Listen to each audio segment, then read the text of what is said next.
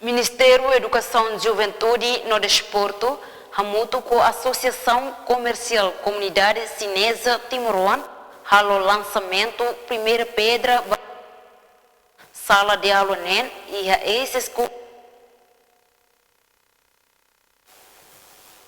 Cerimônia ne halau iha ex Escola China Básica Filial Nularan, Bairros Grelhos, Quintane. Ministro Educação, Juventude e Desporto, Armindo Maia Dehan, cerimônia ne sai hanesan momento as husi processo ne belau quase tinan rua.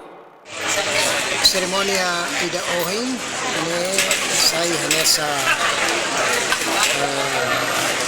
berhati dengan puncak momento as husi processo ne beki lau harus terus quase tinan rua vai hira susah comunidade chinesa Timoruan no momento ne ba surat na ministério, proposta do ministério, para que ele reative finalmente a escola escola China,